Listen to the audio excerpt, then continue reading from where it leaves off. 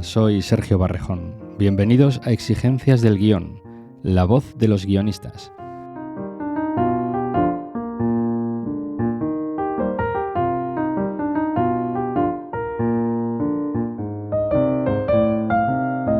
Se produce a veces un extraño fenómeno por el cual algunas de las películas de género producidas en España triunfan más fuera de nuestras fronteras que dentro. Era el caso de La Espera, de Francisco Javier Gutiérrez, que hoy, 15 de noviembre, por fin llega a Filmin. Paul Sánchez y yo aprovechamos la ocasión para hablar con su actor protagonista, Víctor Clavijo, no solo de esta inquietante película, sino también de su papel protagonista en la serie de Amazon El Marqués. Víctor Clavijo nos cuenta todos los detalles sobre la forma en que un actor trabaja su personaje a partir de lo escrito en el guión.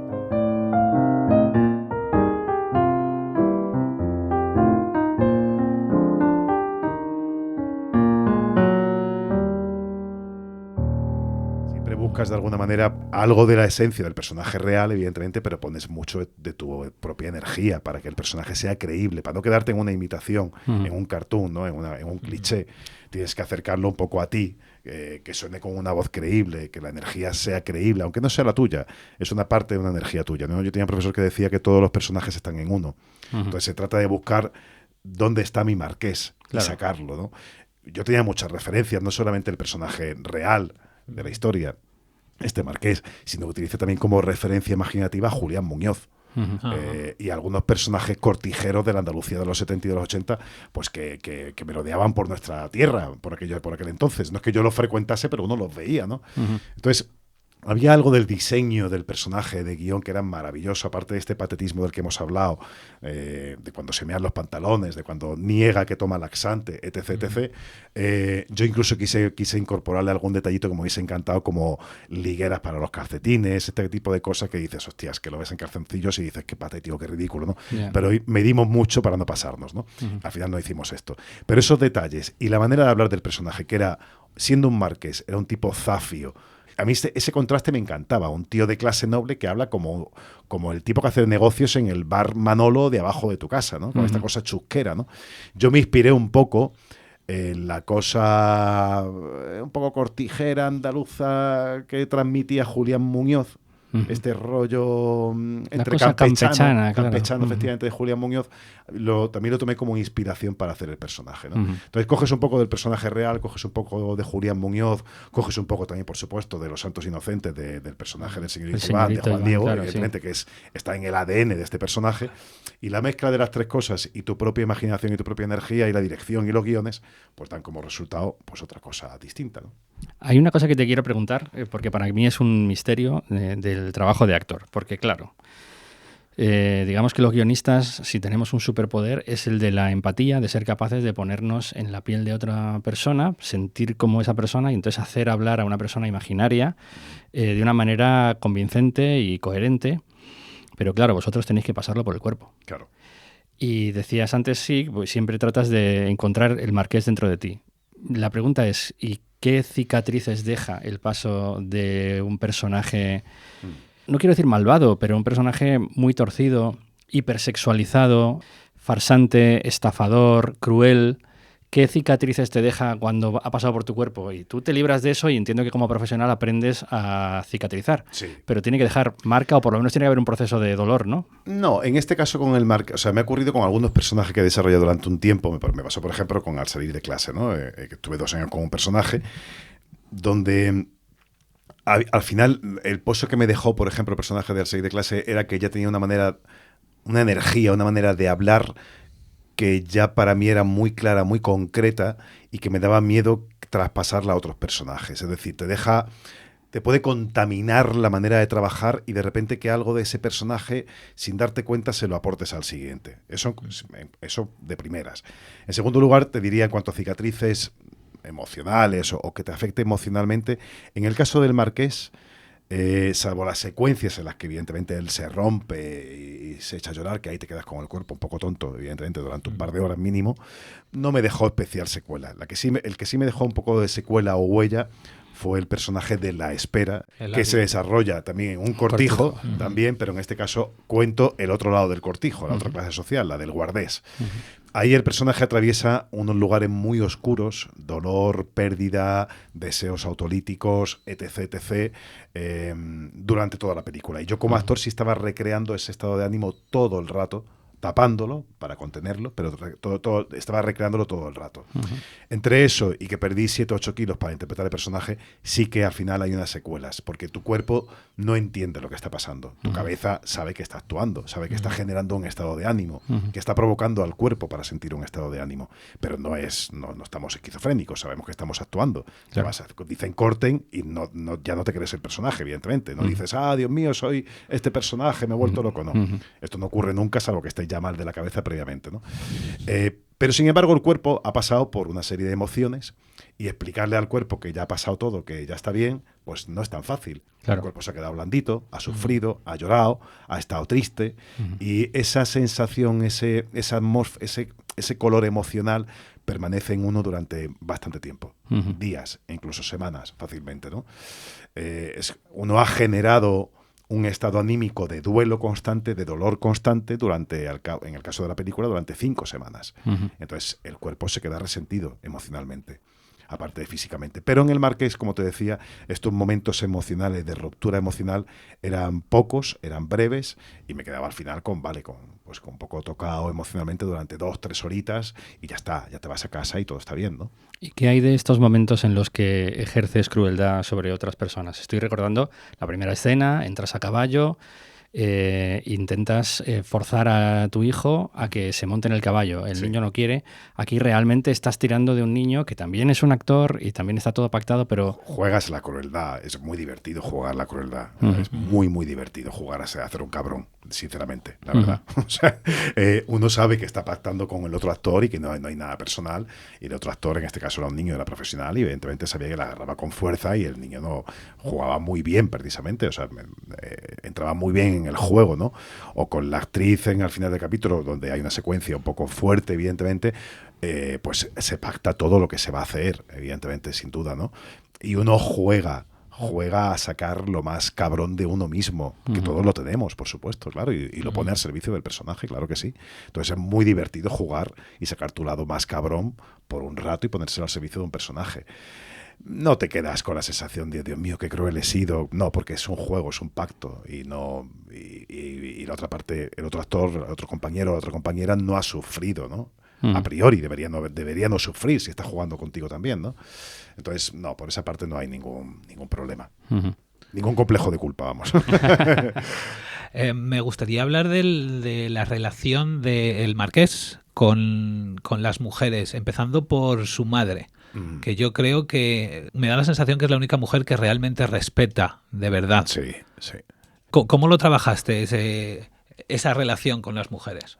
Bueno, evidentemente, sin duda es un personaje machista, claramente machista, pero porque el machismo está incorporado en el ADN de todos los personajes de esa época, ¿eh? No solamente porque sea este personaje, seguramente rascas en otros personajes de la serie y son todos igual de machistas. Es que los españoles hemos dejado de ser machistas, no todavía, pero ha sido poco a poco, a base de darnos cuenta de que aquello estaba mal, evidentemente. Entonces, este personaje es machista primero por generacionalmente, históricamente hablando, y por educación. Aparte también es clasista, porque se le ha educado en ser clasista, ¿no? Pero su relación con las mujeres, evidentemente, pues él quiere a su mujer, él está enamorado a su manera de Concha, pero es un tipo que se va de prostitutas y se lo echa en cara además el suegro en el capítulo 1, ¿no? Porque era lo que hacían los hombres en aquella época. Esto lo entrecomillo para que nadie diga que, evidentemente, que es lo que hay que hacer, sino que es lo que hacían, o lo que los que se consideraban hombres hacían en aquella época, ¿no? Pero sin duda, él, aquí la opinión de la mujer que más valora es la de su mujer, de su madre, perdón, pero sobre todo porque busca constantemente la aprobación por parte de la madre. Y él no encuentra la aprobación por parte de la madre. La madre siempre le ha despreciado. Siempre le ha recordado, el carácter de mi personaje le ha recordado a su difunto padre, o sea, a su difunto marido, al difunto padre del Marqués, ¿no? Un tipo recto, serio, siempre preocupado, y a ella le gusta más su hermano, que es más gracioso, más divertido, más guapo, y más relajado, y me hace de reír. Y tú no, tú estás todo el día enfadado, hijo, qué saborío eres. Esta es la madre, ¿no? Claro. Y él todo el rato quiere demostrarle a la madre que él puede recuperar la fortuna que perdió la familia, porque esta familia, y esto es real, se arruinó en los años 30. Y él quiere recuperar, con este pelotazo inmobiliario, quiere recuperar el dinero para la familia y su madre se sienta orgullosa de él. Pero la madre no le ve. Y esta es una de sus mayores desgracias, ¿no? Que la madre no le ve, y ahí es donde se ve la fragilidad y la vulnerabilidad del marqués. Se ve al niño que está pidiéndole a la madre: mamá, dime que me quieres. Todavía, a sus 50 años el tipo, ¿no? Esto es otro matiz maravilloso también de contraste del personaje, ¿no? Que lo humaniza mucho, ¿no? Me interesa mucho esto porque percibo que el arco de transformación del personaje del marqués a lo largo de toda la serie es como un desmoronamiento progresivo, como que se van abriendo grietas en la máscara y acaba hecho pedazos. Totalmente. Entonces, me interesa saber si tenías como alguna especie de mapa para tú saber cómo graduar eso, cómo ir rompiéndote poco a poco. Yo siempre que trabajo cualquier guión, ya sea película o serie de televisión, si la serie está cerrada, evidentemente, si no es una serie semanal que dura varias temporadas o una serie diaria, donde te pueden anticipar y te puedan contar el arco del personaje, yo siempre me hago, evidentemente, este mapa, por supuesto. Además, utilizo unas plantillas que descubrí en un libro de Asunta Serna maravilloso, hace muchísimos años, ella lo sabe porque se lo he dicho además. Es una plantilla donde voy organizando el récord emocional, físico y la evolución del personaje.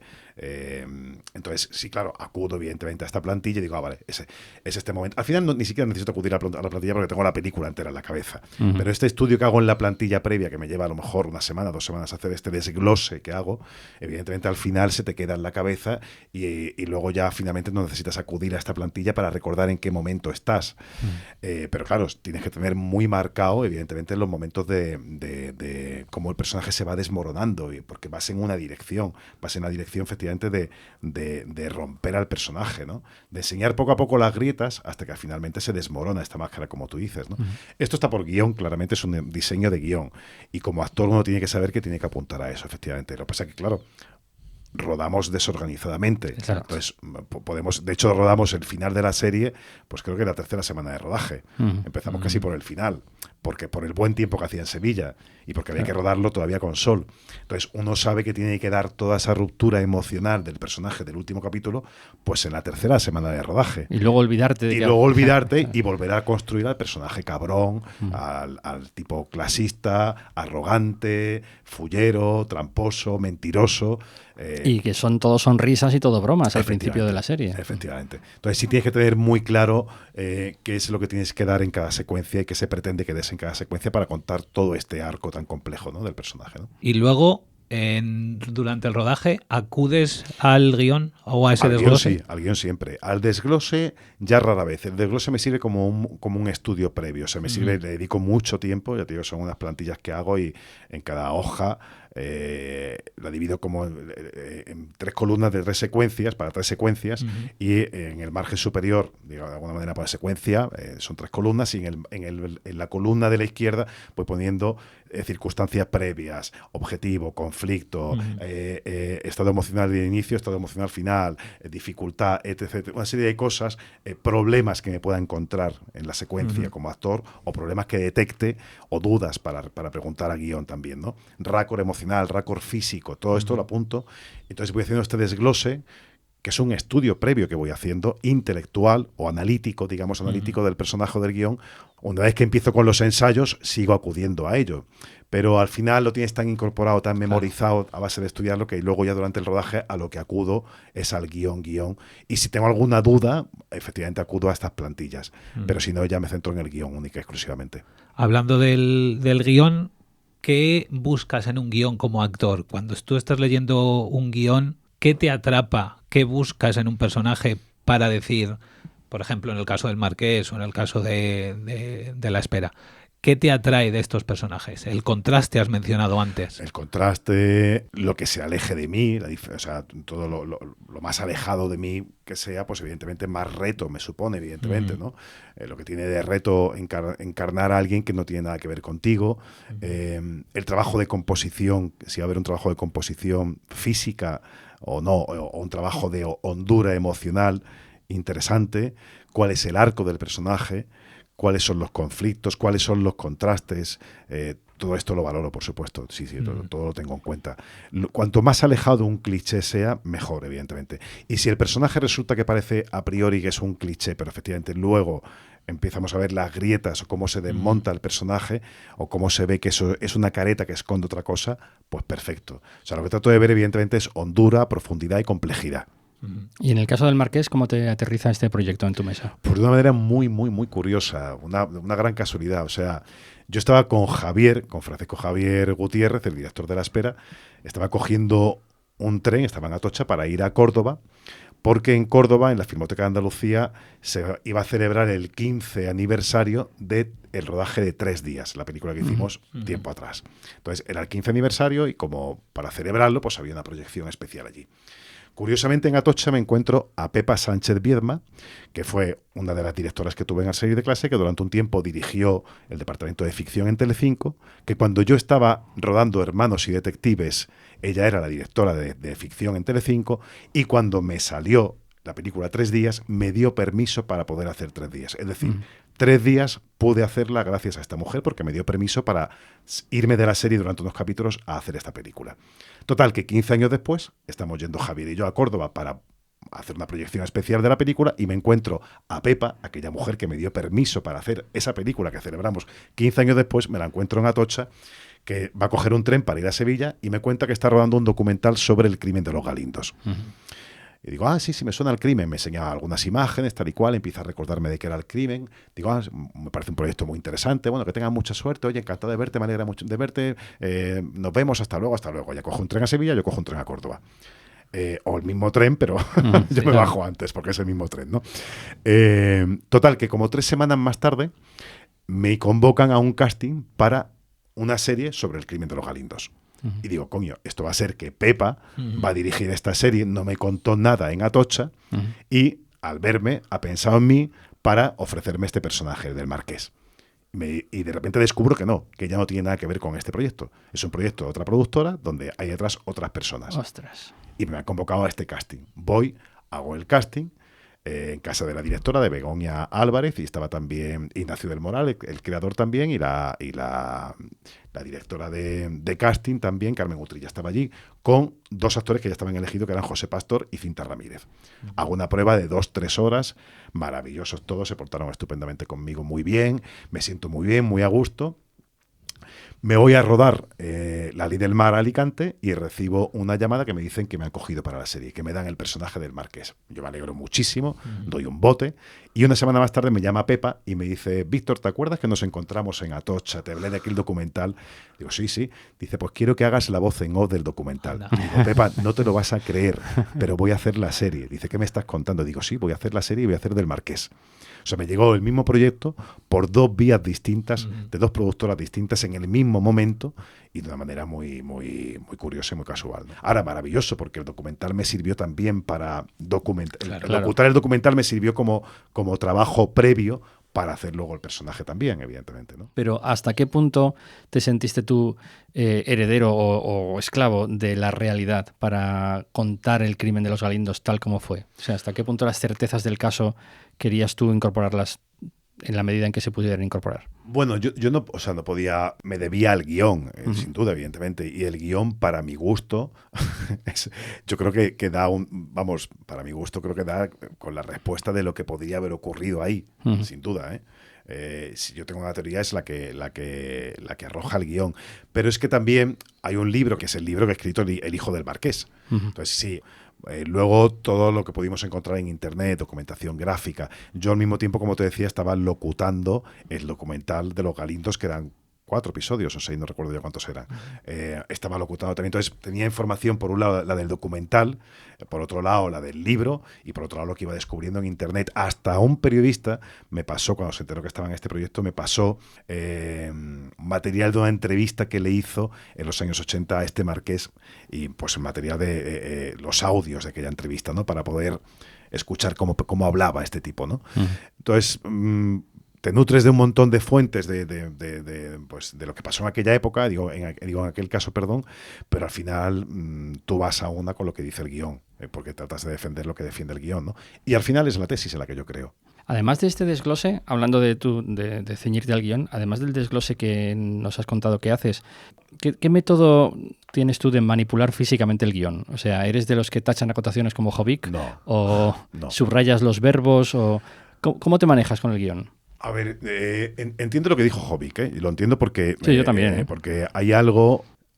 Yo recuerdo cuando yo trabajaba en el serie de clase al principio, pues cuando yo veía de repente una acotación de personaje llora, hostia, yo sentía que era como de una valla que tenía que saltar. Era como si vas a caballo y dices, hostia, ahí viene la valla, ahí viene, tengo que saltarla, tengo que llorar.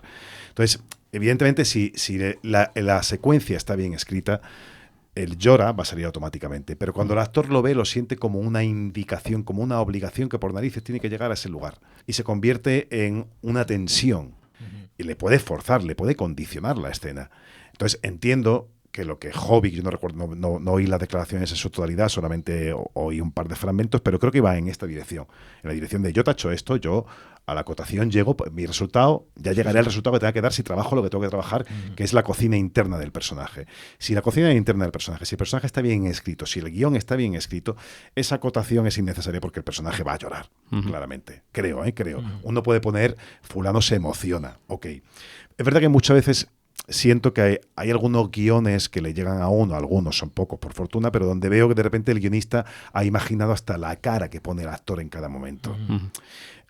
Para mí eso es síntoma de un guión que te lo pone complicado. No voy a decir malo o bueno, pero que te lo pone difícil, porque te está indicando cuál es la gestualidad, cuál es el resultado del actor. Y cada actor llega a un resultado completamente distinto porque cada cocina de cada actor es completamente distinta. Claro. Entonces, uno puede llegar a una gestualidad X y otro a otra gestualidad Y. De hecho, yo creo que los actores, no conozco a ninguno que piense en términos de gestualidad cuando trabaja. La gestualidad es el resultado último de todo un trabajo de cocina interna, de emocional, la motivación del personaje, con su estado de ánimo, con su conflicto, con su objetivo, con su duda, con sus imágenes, con toda esa cocina interna. Eso da como resultado una expresividad o una expresión X. No sabemos cuál va a ser, pero sabemos que va a ser real si el actor lo está trabajando de verdad. Así como trabajamos, te diría que el 90% y tanto de los actores que hacemos trabajo en cámara. Entonces, cuando un guionista acota de una manera muy específica acotaciones del tipo llora, gime, clama al cielo, sonriendo, etc., le está marcando al actor cuál es la expresividad y cuál es la intención incluso.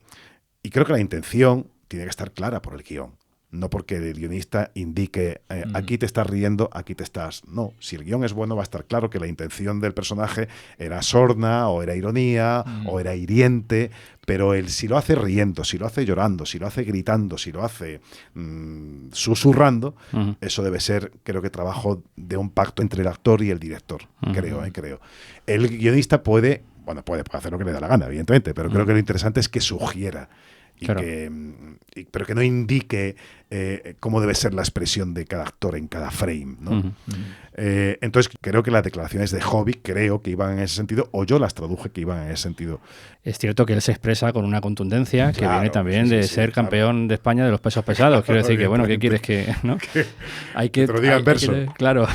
De hecho, lo que estaba diciendo, recuerdo que el ejemplo de acotación que ponía era, no sé qué personaje entra triste al bar. Exacto. Y yo pensaba, pues vaya mierda de acotación, la verdad. Y además él decía, entonces yo tacho triste, ni siquiera la acotación, claro. O sea, que tú dices, entra al bar, ¿no? No soy el típico que dice, pues no quiero entrar al bar, lo quiero hacer en la terraza la escena. Vaya, hombre, por Dios. Claro. No, sí, yo te sigo las acciones, pero lo de triste, él decía, lo tacho porque me condiciona. Claro, eso lo estoy diciendo, condiciona, claro. Y si luego construimos la escena y efectivamente descubrimos que la tristeza pues está en la escena, yo te la daré, claro. Eso es, en esa dirección van. Entonces, en ese sentido sí que yo no tacho de una manera despectiva ese tipo de acotaciones, pero intento no prestarle demasiada atención. Intento centrarme efectivamente en lo que es la acción del personaje, lo primero, y luego el diálogo, evidentemente. Y la emoción, evidentemente, si está bien escrito y está bien dirigido y está bien interpretado por mi parte, la emoción saldrá la que tiene que salir, que es la que seguramente el guionista había previsto, si está bien escrito, ¿no? Pero yo me refería también a, no sé, el momento en que estás en tu casa y ya te sientas con tu guión y con un rotulador de fosforito o lo que sea, ¿y cómo trabajas los guiones? ¿Cómo haces para memorizar? O sea, me interesa mucho la rutina, tu rutina de trabajo. Bueno, así como te decía, este desglose que hago con este método de trabajo de desglose, que es un método de trabajo analítico, a fin de cuentas. No nos has dicho el título del libro de Asunta. Ay, ¿cómo se llama? Es... actuar en cine, creo que se llama. Si no, luego te lo diré. Si no, lo buscamos en Google y luego meteré una voz en off así mía con eco diciendo el título. El trabajo del actor de cine, editorial Cátedra. Voy apuntando también en una libreta las intuiciones que me van llegando. Cada vez intento hacerle más caso a la intuición. Los golpes de intuición que me van llegando. A veces son referencias, a veces es el olor de un personaje como lo de Julián Muñoz. Lo intento también como no despreciarlo, anotarlo, ¿no? Voy analizando cuál es el carácter del personaje, qué dicen de él, qué dice él de sí mismo, qué dicen los demás de él, qué hace, qué no hace, qué dice y qué no dice. Todo eso ya cuenta muchas cosas. Intento acotar cuál es el carácter del personaje. Aparte del análisis que hago de escena a escena, intento acotar cuál es el carácter del personaje. Intento definirlo. Intento encontrar, a veces utilizo los eneatipos, o a veces utilizo referentes de amigos míos, o pues me recuerda el carácter de tal persona, o yo diría que es así, o yo diría que es asado. Una vez que lo tengo más o menos definido o acotado, ya sí voy escena a escena, como te decía, analizando el conflicto, la situación dramática, la acción física que puede haber en cada escena, voy apuntando ideas de lo que puedo hacer en cada escena. El texto es casi lo último, prácticamente te diría. A base de hacer todo este trabajo, el texto va entrando. Eso cuando se trata de un guión de una película o de una serie de pocos capítulos. Cuando tienes una serie diaria, el texto es lo primero. Y todo esto que te he dicho queda al margen. Y si estás haciendo teatro del siglo de oro, ni te cuento, claro. Y si estás haciendo teatro del siglo de oro, evidentemente el texto es lo primero. Claro. Van las dos cosas de la mano. Pero en el proceso que te cuento de una película o una serie, pues el texto lo vas incorporando poco a poco. Pero es que hay tiempo de trabajo. Hay tiempo de trabajo, hay tiempo de sobra. En una serie diaria, no. En una serie diaria llegas a tu casa después de rodar, son las 7 de la tarde y tienes que meterte entre pecho y espalda 14 páginas para el día siguiente. Ahí no tienes mucho tiempo de analizar al personaje ni la secuencia. Entonces ahí es memorizar como un campeón.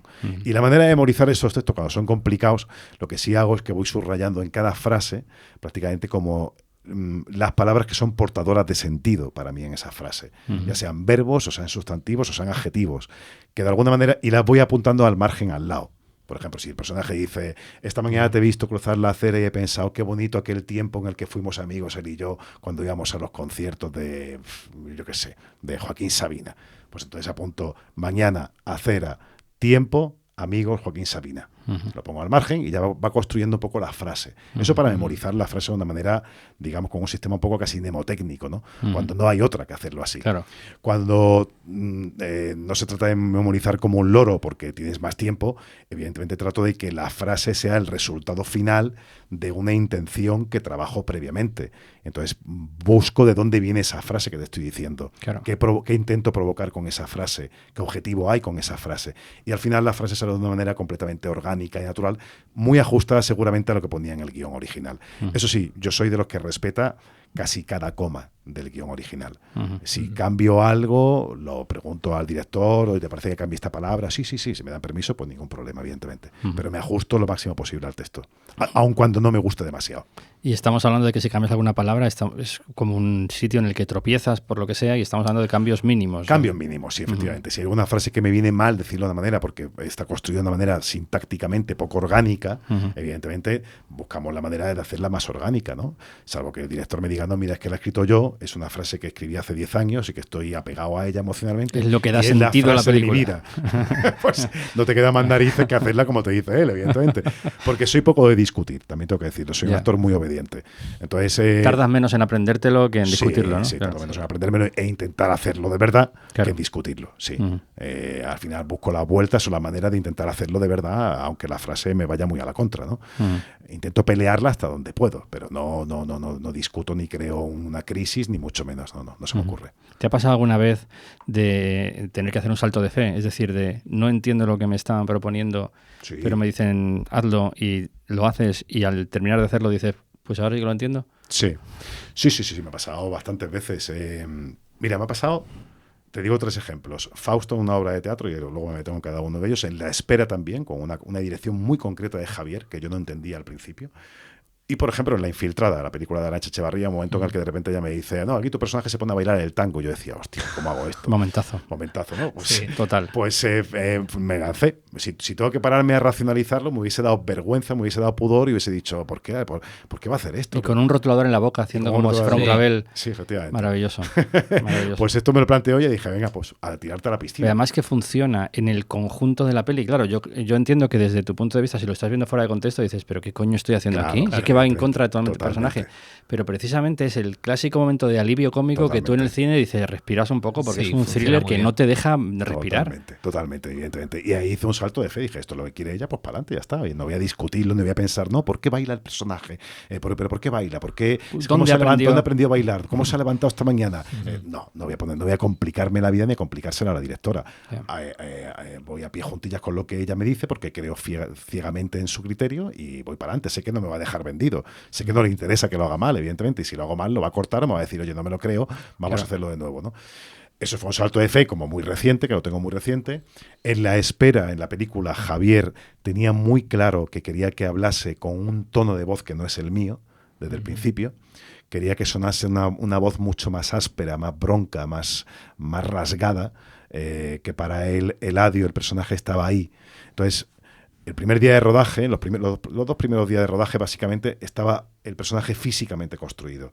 Había una manera de andar que era un poco casi un animal, un poco sutil, pero estaba construido físicamente por mi parte y por parte de vestuario también. Pero cuando abría la boca, Javier me decía, veo a Víctor, no quiero ver a Víctor. Yo no lo entendía. Y en un momento dado, de repente, dije, hostias, me vino a la cabeza la idea de este tipo, este personaje, es un soldado. Fíjate, era un guardés de finca. Y dije, es un soldado, es un militar del campo. Esto me colocó en un lugar completamente distinto que había hecho hasta entonces, en los primeros días de rodaje, y me salió una voz completamente distinta. Esto fue también un salto de fe, es decir, intentar darle también al director lo que pedía sin terminar de entender lo que me estaba pidiendo, porque quieres satisfacer, lógicamente, su criterio, ¿no? Pero no terminas de verlo del todo, ¿no? Hasta que finalmente das con la clave y lo ves y ya entiendes que lo que te estaba pidiendo tenía una razón de ser, ¿no? Y otro caso, la obra de teatro Fausto, que la hice hace como 10 años aproximadamente o así, con Tomás Pandur, que ya falleció, un director maravilloso. Tomás Pandur creaba las escenas, la hicimos en el CDN, él creaba las escenas casi pictóricamente, era como un pintor.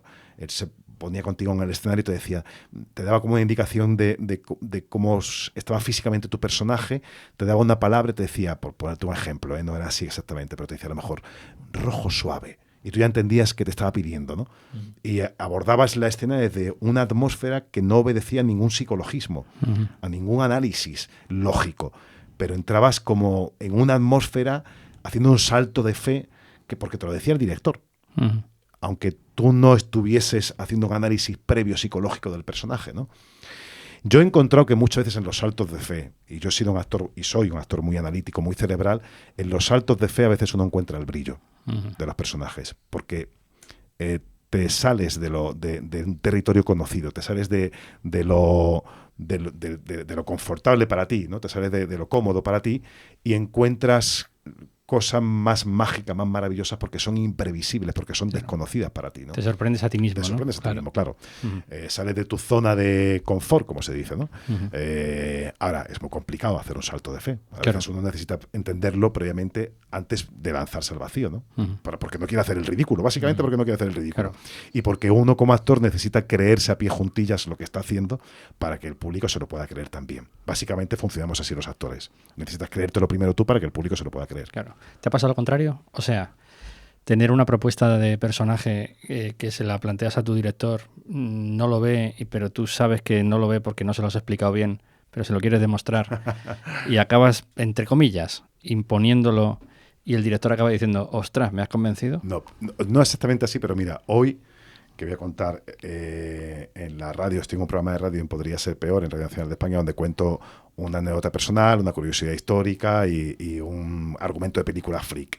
Y pueden ser verdad o mentira, me las puedo inventar o pueden ser de verdad. Y he elegido, te lo cuento ahora porque ya se habrá emitido, evidentemente, he elegido una anécdota que me ocurrió en una obra de teatro donde mi intuición acabó imponiéndose a mi propio criterio y el del director. Y te cuento cuál es el caso.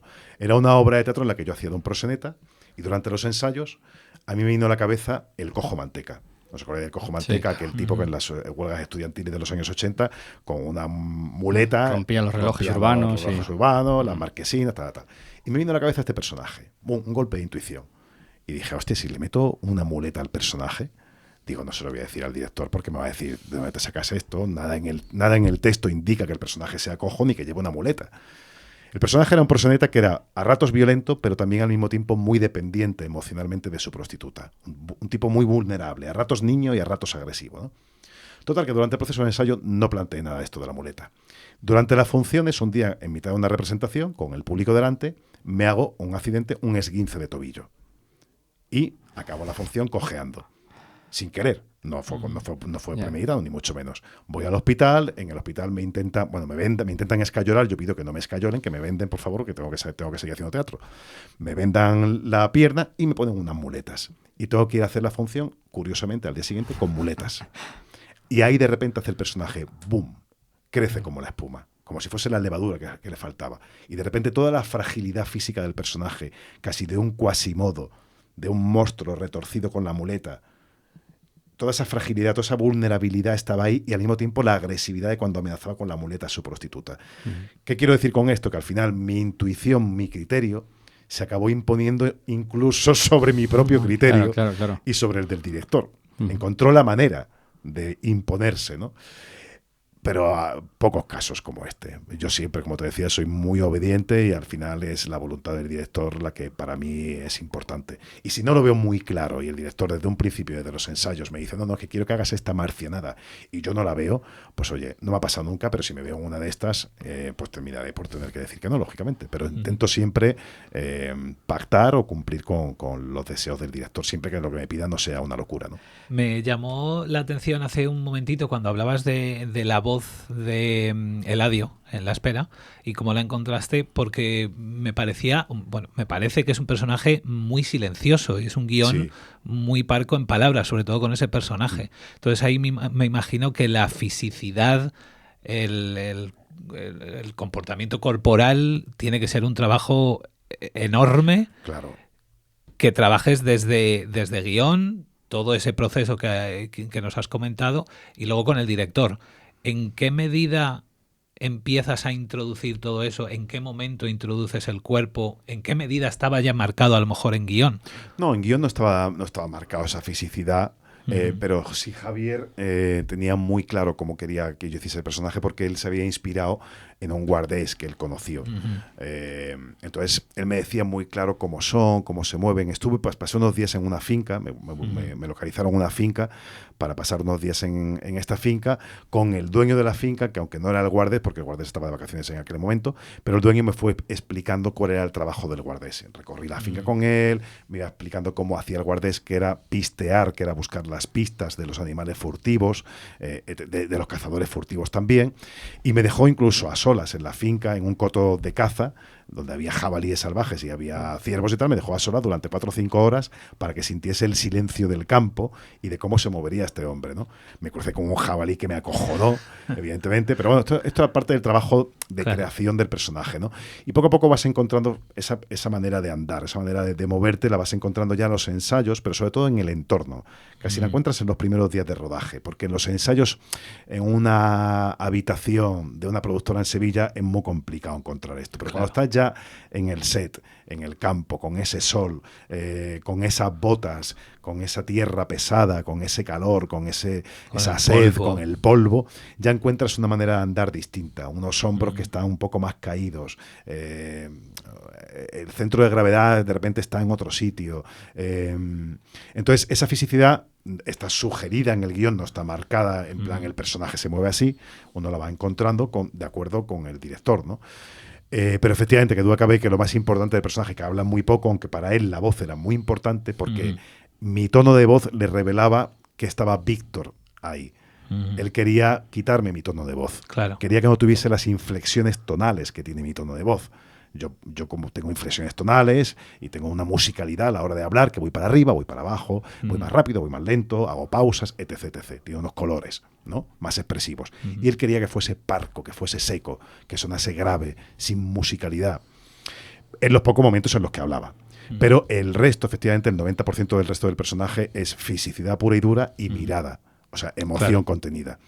Entonces abordé el personaje, para mí lo más complicado, efectivamente, una vez resuelto el tema de la voz y encontrada la voz en el segundo o tercer día de rodaje, para mí lo siguiente ya era generar la emoción del personaje, la culpa, el miedo, la ira, la rabia, el deseo de morir, etc, etc, generar esto continuamente, esta emoción continuamente, ¿no?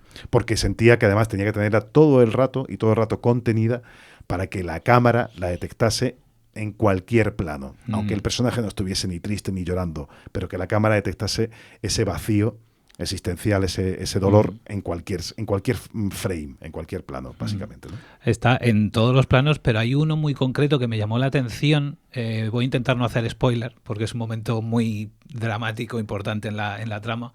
Hay un momento en el que la cámara está en un plano general, le ocurre algo a tu personaje hacia el primer tercio de la película y la cámara se mete de lleno a un primerísimo primer plano de tu ojo. Es un planazo ese plano. Me pareció alucinante y, de nuevo, sin una palabra, todo lo que estás transmitiendo en ese momento. Sí.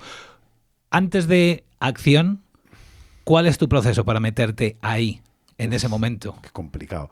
Supongo que es complicado de explicar. Es complicado de explicar. Tiene además toda la potencia del western, porque empieza con un plano general y se va acercando poco a poco a la cámara, hasta el ojo, hasta el iris. Incluso Javier quería haber metido en el iris por postproducción. Me parece que se viese la escena. Se ve parte del reflejo de lo que mi personaje está viendo, pero quería que se viese más todavía incluso, ¿no? Recuerdo que en ese momento, fíjate, fue el día que encontré el personaje. Fue el día que dije, este tío es un soldado. Fueron como los minutos previos, más o menos, creo, cuando di con la clave. Además, recuerdo que estaba al lado de Ruth y le dije, hostia, ya lo tengo, es esto. Me dijo, ¿el qué? Digo, no te lo puedo contar porque esto pertenece a la cocina privada de cada uno. Si uno lo cuenta en ese momento, como que pierde, se rompe la magia, justo, ¿no? Pero lo acababa de encontrar. Y en ese momento de revelación del personaje en el que le pasa algo, que no podemos hacer spoiler, recuerdo que yo creo que tenía tanta tensión acumulada que para mí la clave consistió en respirar, en como soltar, como aliviar. Y ahí vino todo. Ahí vino un poco todo, pero al mismo tiempo era contenerlo, por supuesto. Claro, es que es una mezcla de las imágenes que uno piensa del personaje, ¿no? De qué le ha ocurrido, qué ha perdido, qué va a perder, quién es la persona que le ha ocurrido lo que le ha ocurrido, etc., qué significa para él. Es mezcla de esas imágenes que son imágenes, evidentemente, que yo me construyo, pero que son mentiras porque no tienen que ver con mi vida, pero que procuro que me afecten, que tengan un efecto emocional en mí. Entonces genero esas imágenes, las voy pensando, y al mismo tiempo con la tensión de los días previos del rodaje, etc. Hay un punto de cuando uno suelta y la respiración, como que viene toda la emoción, ¿no? Recuerdo que también por aquel entonces estaba releyendo un libro de Michael Chekhov, técnica Michael Chekhov, y él hablaba de las atmósferas, ¿no? Entonces generas como una atmósfera a tu alrededor donde todo lo que te rodea es pena, de manera que la pena acaba al final invadiéndote a ti, ¿no? Es como que en lugar de pensar en lo que te provoca la pena, en tu padre muerto, tu madre muerta, si son reales, que a veces puede ser demasiado dañino, y puede llegar un momento en el que el cerebro de uno diga, ya, se acabó, no quiero seguir sufriendo, no me des más esta mierda, déjame en paz.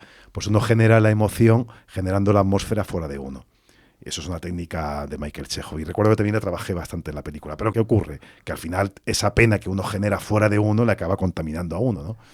Entonces, bueno, uno utiliza como distintos métodos, distintas técnicas según el trabajo que esté ejerciendo, ¿no? Porque cuando la experiencia del personaje te queda lejos de ti, queda lejana, evidentemente, pues uno tiene que recurrir a la imaginación. Yo por aquel entonces no había sufrido grandes pérdidas que he sufrido este año. Entonces tuve que recurrir más a la imaginación. Si me toca rodar la película este año o el año que viene, acudiría a material propio y personal muy doloroso de pérdidas muy heavy que he tenido este año. Volviendo a este plano, ¿cómo haces para que no te llore el ojo? Porque es que te meten la cámara encima de la cara. O sea, yo creo que la cámara debió quedarse a 2 centímetros de la nariz, ¿no? Sí, no recuerdo qué lente tenía. Era una no sé si era un macro, no recuerdo qué tipo de lente era, pero como para no perder el foco tan cerca, porque es un plano de general, va súper cerca, ¿no? Y además muy bonito porque el personaje no está en el centro de la pantalla, está como en un margen, ¿no? Y se ve al fondo al personaje de la mujer que sale corriendo, ¿no? Pues procuras contener la emoción, porque también entiendes que el personaje también es un personaje rudo de campo, que no llora a la mínima. Además, había que contener todo el rato para que la ruptura emocional del personaje viniera más adelante. ¿Qué pasa también con este tipo de personajes y este tipo de secuencias? Que te la juegas a que el día que te toca romperte, que no estés blandito y no te puedas romper. Es un riesgo. Si todo lo juegas a una sola carta, o toda la apuesta es a una sola carta, a una sola escena, en la que tu personaje se va a romper dentro de 3 semanas, el día de rodaje que toque, pues te la estás jugando a que ese día no estés especialmente vulnerable, blandito o emocional, evidentemente, ¿no? Pero bueno, en esa secuencia efectivamente procuramos que estuviese todo el horror, todo el dolor en la mirada del personaje, pero al mismo tiempo conteniendo para que no brotase la emoción tan rápido, porque no es un personaje emocional, pero que no está acostumbrado a manifestar su emotividad o sus emociones. De hecho, él ama a su mujer y a su hijo, pero nunca les ha dicho te quiero, porque los hombres de esa época no lo decían, y menos los hombres de campo de los años 70, ¿no? Entonces, mantener ese equilibrio pues era complicado, pero era la cuerda en la que floja, la que tenía que estar todo el rato, ¿no? Generando emoción, pero conteniéndola, ¿no? Pero a mí hay otra cosa que me fascina aquí, que es, imagino que para ti será como una cosa consuetudinaria de tu entrenamiento, pero es cómo mantener toda esa concentración y esa expresión ignorando un aparato de 30 kilos que se te está metiendo encima, que está invadiendo tu espacio personal hasta casi que si respiras un poco fuerte se empaña la lente. Sí. Bueno, a ver, lo ignora, tratas de ignorarlo, pero evidentemente eres consciente de que está ahí, ¿no? O sea, si no es que estás loco. A mí me encantaría trabajar en cine ignorando por completo todo el aparataje técnico que hay alrededor. Me encantaría poder aislarme tanto que no viese las cámaras, pero es imposible. Es imposible. Y además uno tiene que trabajar con esos elementos a favor de uno. Claro. Sabes que no puedes ignorarlos, pues entonces trabájalos a favor tuyo, ¿no? Evidentemente, ¿no? Pero bueno, lo que tienes que hacer es concentrarte mucho más, estar mucho más concentrado, evidentemente, claro. Cualquier distracción puede romper tu estado de ánimo, eso es cierto.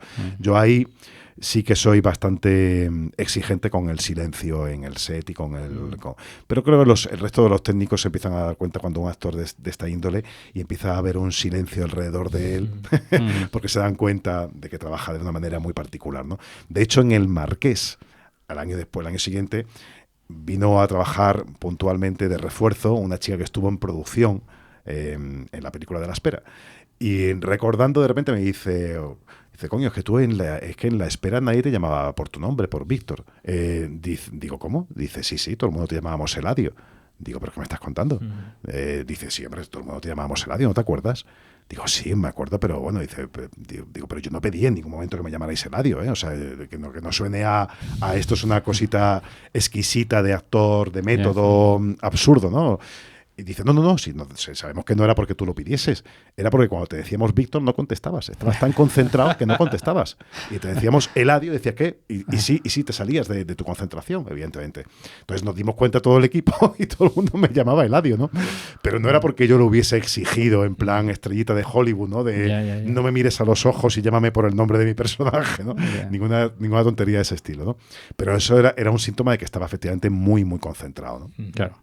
No, además es un trabajo de desgaste emocional. Antes hablábamos de cómo se desmorona el Marqués, pero Eladio también se rompe minuto a minuto durante toda la película. Cada minuto que pasa se rompe más. Sí. Ese trabajo tuvo que ser desgastar muchísimo. Sí, es lo que te decía, me agotó, me desgastó emocionalmente y físicamente, pero claro, perdí 7 kilos como para hacer la película, para el rodaje. Aparte durante el tiempo de rodaje, pues perdería 2 o 3 kilos más, no sé cuántos perdí en total. Pero eso me desgastó físicamente, pero sobre todo el desgaste emocional, por lo que te decía, porque el cuerpo llega todos los días a la casa, al apartamento después del rodaje, pues después de 8 horas en los que ha estado con una pena, con una tristeza, con una congoja, con un dolor emocional, tapándolo todo el rato, pues llega tonto. Pero si esto lo repites todos los días durante 4 semanas y pico, claro, pues al final es como si hubieses pasado un duelo real por alguien imaginario, pero ahora ha pasado el duelo real, ¿no? Claro. Entonces sí me costó recuperarme. Yo recuerdo, veo las fotos de los días siguientes o las semanas siguientes al rodaje de La Espera y estoy súper mega demacrado, muy demacrado.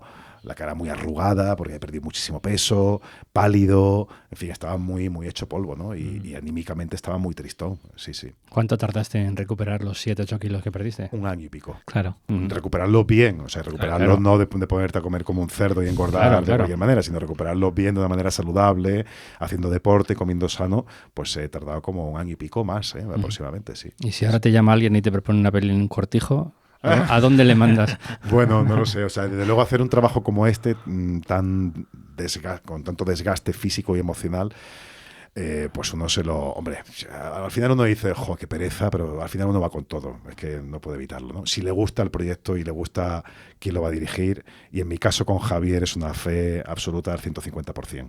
Ya habíamos hecho juntos 3 días. Además nos juntamos Javier, Miguel Ángel, el director de fotografía, Miguel Ángel Mora y yo, los 3. Éramos como el núcleo fuerte de aquella película. Volvimos a juntarnos con el mismo productor, con Antonio Pérez, 15 años después. Lo pasamos muy mal, cada uno en nuestro departamento durante el rodaje de esta película. El director de foto lo pasó muy mal por distintas razones, Javier lo pasó muy mal por otras razones también, por falta de tiempo, falta de dinero, etc. Y yo lo pasé mal por lo que me atañía en cuanto al personaje. Pero los 3 hicimos piña una vez más y tiramos para adelante. Entonces, hay algo muy satisfactorio, muy bonito al final del proceso, cuando uno siente que ha llegado al final, que lo que ha hecho ha merecido la pena, que uno ha puesto el 150% de una manera deliberada, que fue lo que yo quise hacer, y que al final pues ha merecido la pena. ¿Qué pasa? Cuando de repente ese producto ves que ha quedado tan bien, que es tan bueno, y sin embargo en tu país no le hacen ni puñetero caso, dices, joder, ¿merece la pena? Te lo planteas. Esto te lo quería preguntar también, porque te hemos leído en Twitter que la Biblioteca de la Academia de Hollywood había solicitado una copia del guión de La Espera, y de alguna manera te hacía pensar en, pues eso, que nadie es profeta en su tierra, o no sé si alguien, pero desde luego Francisco Javier Gutiérrez parece que no. No, y no sé por qué, no lo entiendo. ¿Cómo puede haber tanta esta es la distancia? Segunda ocasión, además. Claro. ¿Cómo? Perdón, te he cortado la pregunta. Sí, qué distancia más abismal hay entre la respuesta que tiene el público y la academia estadounidense y la que se ha tenido en España. ¿Qué está pasando ahí? No lo entendemos ninguno de los dos, sinceramente. Ninguno de los 3, o de los 4. Ni yo, ni Javier, ni el director de foto, Miguel Ángel Mora, ni el productor Antonio Pérez. No lo entendemos. Con 3 días ya nos pasó un poco. Una película que estuvo en la Berlinale, la única española, creo que de aquella edición. Una película que le abrió las puertas de Hollywood a su director, que Wes Craven la alabó, le pareció maravillosa y le abrió las puertas de Hollywood a su director. Una película que estaba en la lista de los 10 mejores películas de aquel año a nivel internacional, la lista de los 10, una lista que elabora Hollywood, no recuerdo cómo se llama, de las 10 películas esenciales de ese año, pues estaba por encima de Gomorra, creo recordar, la tercera o la cuarta por encima de Gomorra. Coño, una película que en España se vio poquísimo, pero no solamente se vio poco, sino que la propia Academia de Cine también la ignoró, solamente la nominó a Sonido y se llevó el Goya Sonido. Pero Javier, que era el director y era su primera película, para mi gusto debió estar nominado aquel año y debió ganarlo, por supuesto, pero para mi gusto nominado como mínimo. Bueno, pues España ignoró por completo el talento de Javier de aquella primera película, los americanos le abrieron las puertas de Hollywood, se plantearon incluso en hacer un remake y le pusieron un montón de proyectos sobre la mesa a Javier, ¿no? 15 años después, Javier dice que no a varios proyectos en Hollywood para hacer esta pequeña película en España, volver a su tierra y hacer esta pequeña película con muy poco dinero, con un presupuesto ajustadísimo, con un tiempo de rodaje ajustado, no, lo siguiente, de 4 semanas, porque es su proyecto más personal, quiere volver a hacer un cine personal y no un cine de estudios grande, y volvemos, hacemos esta película con todas las dificultades y una vez más el público no va a verla porque no tenemos publicidad para darle publicidad a la película, porque el público no la conoce, y la academia pues la ignora una vez más. Y dices, qué pena, que sin embargo de repente pues en la Academia de Hollywood pues han reclamado su guión, llevamos 28 premios internacionales, nacionales e internacionales en festivales distintos en los que hemos ganado premio Mejor Película, Mejor Director, Mejor Actor en muchos festivales de cine.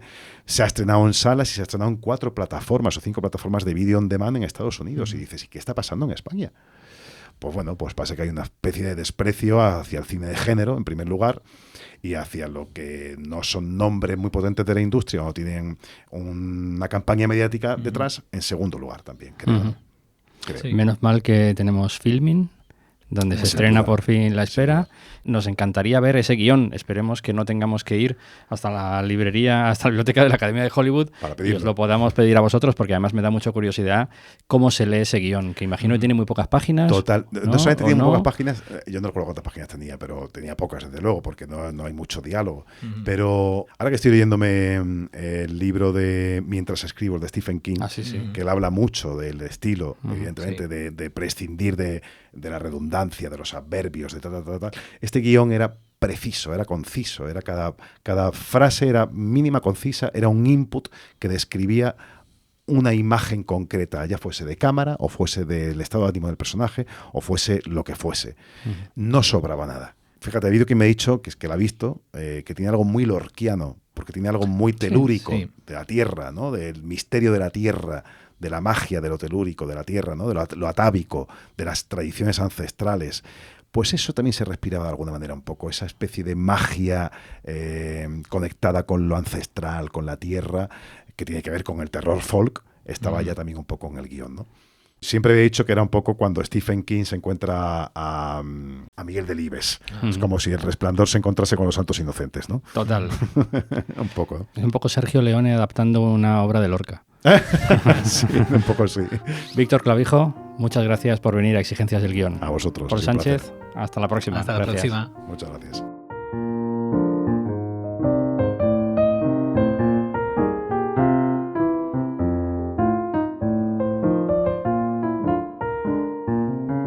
Gracias por escuchar Exigencias del Guión. Redacción Paul Sánchez. Diseño gráfico Jorge Espejo. Música Julio Barrejón, interpretada por Ana Álvarez Prada. Puedes contactar con nosotros en el email podcast@exigencias.es o en el teléfono de España 613 00 6650. Hasta la semana que viene.